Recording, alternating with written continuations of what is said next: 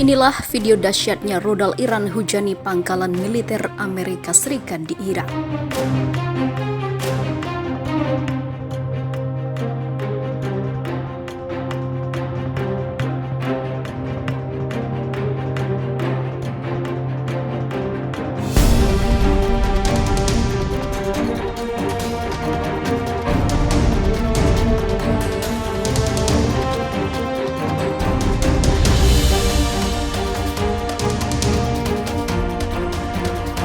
Departemen Pertahanan Amerika Serikat alias Pentagon mendeklasifikasi atau mengungkapkan kepada publik rekaman drone saat rentetan rudal Iran menghujani pangkalan udara Amerika di Irak tahun lalu.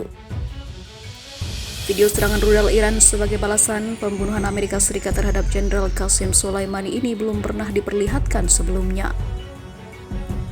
Komando Pusat Amerika Serikat merilis rekaman yang tidak diklasifikasikan ke CBS untuk segmen 60 menit selama akhir pekan lalu, di mana 6 rudal Qiam-1 terlihat menghujani pangkalan udara Ain al-Asad yang menampung pasukan Amerika Serikat di Provinsi Anbar sebelah barat Irak.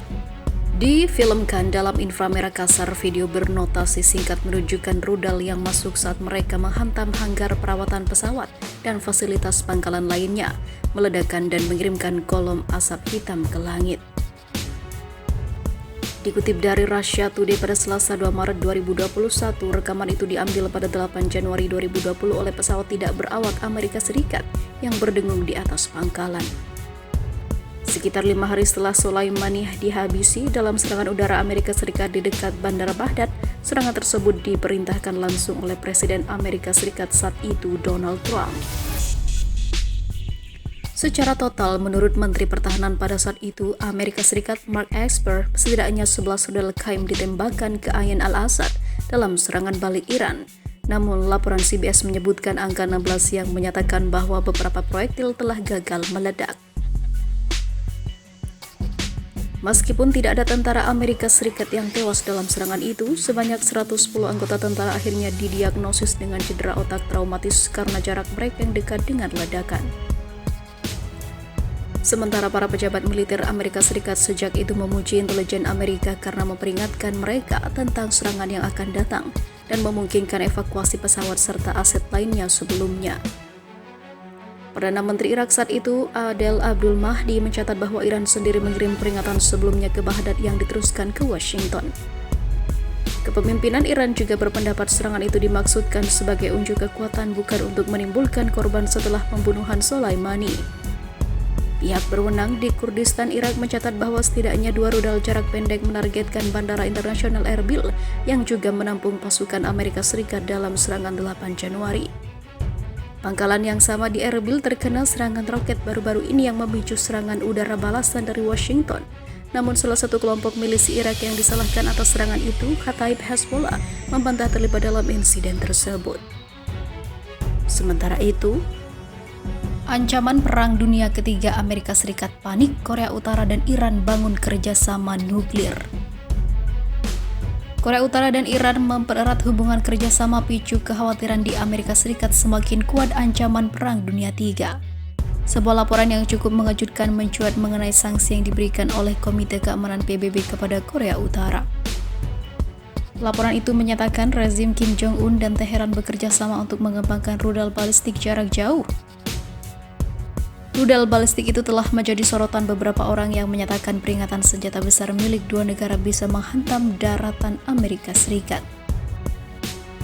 Profesor Sung Yu Lee, seorang ahli Korea Utara terkemuka di Sekolah Hukum dan Diplomasi Fletcher di Universitas Tufts, mengatakan Korea Utara adalah pembuat serial. Ini adalah kemitraan yang panjang dan sangat erat antara Korea Utara dan juga Iran, ujar Sung Yeon Lee dikutip pikiranrakyat.com dari laman Express.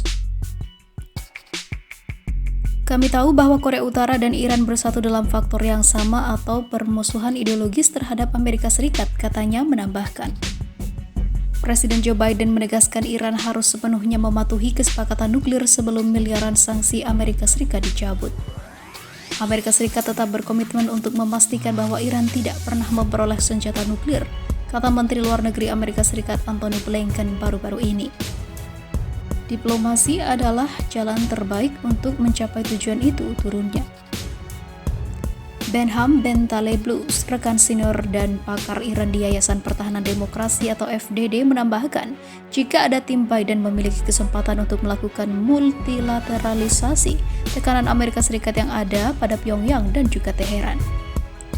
Menurutnya, Amerika Serikat dapat mendorong kedua negara ke meja perundingan untuk denuklearisasi Korea Utara dan untuk mendapatkan kesepakatan yang lebih besar, lebih luas, dan juga lebih baik dengan Teheran. Kami membutuhkan pemerintahan Biden untuk tetap teguh dan tidak tergoda untuk mengambil kesempatan pertama yang diberikan Korea Utara setelah sebuah provokasi besar, ujar Profesor Lee memperingatkan. Ketika Kim Jong-un keluar dengan senyum berseri-seri dan berkata, "Mari kita bicara, saya akan mengirim saudara perempuan saya ke Washington." Jika Kim Jong-un mengusulkan sesuatu yang dramatis setiap itu ataupun seperti itu, pemerintahan Biden harus mengatakan tidak terima kasih, ucapnya menambahkan. Ketegangan antara Teheran dan Washington meningkat selama beberapa tahun terakhir setelah pemerintahan Donald Trump memberlakukan sanksi ketat terhadap negara itu. Bulan lalu Iran mengatakan kepada pengawas nuklir PBB bahwa mereka berencana untuk memasang 3 kelompok lagi sentrifugal IR-26 canggih di pabrik pengayaan uranium bawah tanah di Natanz. Di bawah kesepakatan nuklir Iran dengan negara-negara besar, Teheran hanya dapat menggunakan sentrifugal IR-1 generasi pertama di pabrik bawah tanah.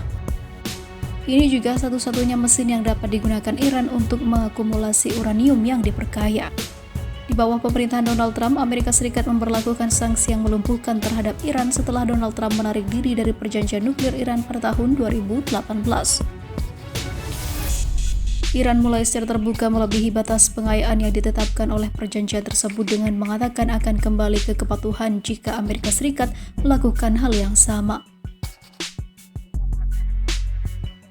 Presiden Amerika Serikat Joe Biden telah menyarankan Amerika Serikat akan kembali ke kesepakatan itu dan dia akan berusaha untuk memperketat batasan nuklir Teheran. Di sisi lain, beberapa hari sebelum pelantikan Biden, Kim Jong-un dan pemerintahannya telah berjanji untuk meningkatkan kemampuan militer nuklir mereka. Mereka mengklaim siapapun yang berkuasa di Amerika Serikat akan selalu menjadi musuh terbesar Pyongyang. Kegiatan politik luar negeri kita harus difokuskan dan diarahkan untuk menuduhkan Amerika Serikat musuh terbesar kita dan rintangan utama bagi perkembangan inovatif kita, ujar Kim Jong-un yang dikutip media Korea Utara. Tidak peduli siapa yang berkuasa di Amerika Serikat, sifat asli Amerika Serikat dan kebijakan fundamentalnya terhadap Korea Utara tidak pernah berubah, tuturnya. Dia juga berjanji untuk menggelar hubungan lebih dekat dengan pasukan anti-imperialis independen dan berjanji untuk meningkatkan kemampuan nuklir dan juga rudal Pyongyang.